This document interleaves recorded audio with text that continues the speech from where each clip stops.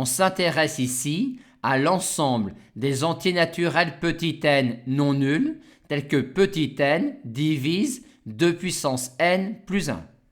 Un tel antinaturel petit n est impair, car cette information-là nous donne celle-là modulo 2, ce qui montre que n est inversible modulo 2, donc que n est premier avec 2, donc que 2 ne divise pas n. On suppose maintenant que n est supérieur ou égal à 2, et on note P le plus petit diviseur premier de n. On nous demande alors de montrer cela modulo P. N étant impair, petit p l'est également. Par conséquent, le nombre premier p et 2 sont premiers entre eux. On en déduit donc cela d'après le petit théorème de Fermat. D'un autre côté, 2 puissance n est congru à moins 1 modulo n, et a fortiori modulo p, vu que p divise n. Et donc finalement, 2 à la puissance 2n est congru à 1 modulo p. Aussi, quand on élève 2 à cette puissance-là et 2 à cette puissance-là, on obtient 1 modulo p. Et pourquoi en est-il alors également ainsi quand on élève 2 au PGCD de ces deux puissances-là? Le PGCD de ces deux entiers-là les divise, mais ceci ne nous aide pas. Mais c'est un diviseur particulier de ces deux entiers-là dans la mesure qu'il s'agit du plus grand. Et ceci peut être traduit par le fait que le PGCD de ces deux entiers-là peut s'écrire comme combinaison linéaire dans Z de ces deux entiers-là. Aussi, élever 2 à cette puissance-là revient à élever 2 à cette puissance-là. Mais ici, A et B sont des entiers relatifs.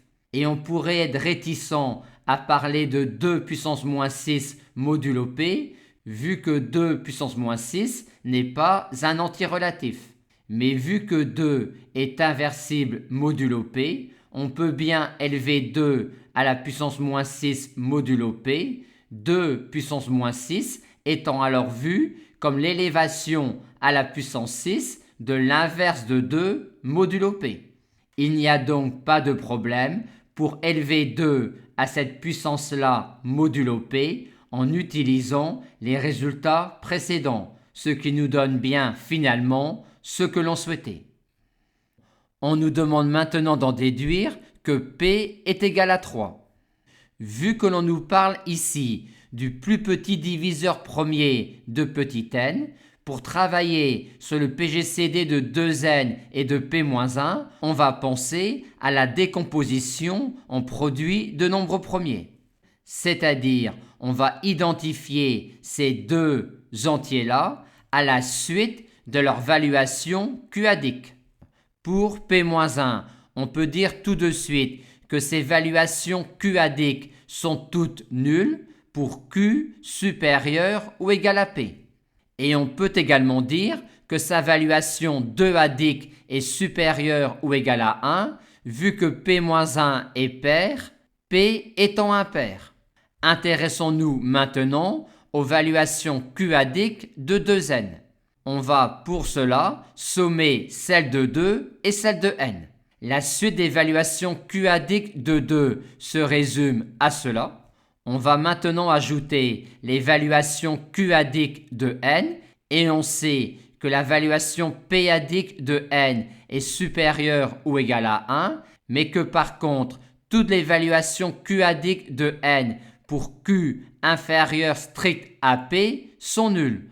On a donc cela pour l'évaluation QADIC de 2n, vu que l'on a dit que P est supérieur ou égal à 3. Et maintenant, si pour chaque nombre premier, vous prenez le minimum du contenu des deux cases, vous obtenez la suite 1, 0, 0, 0, 0 et ainsi de suite, ce qui signifie que le PGCD de 2n et de P-1 est 2.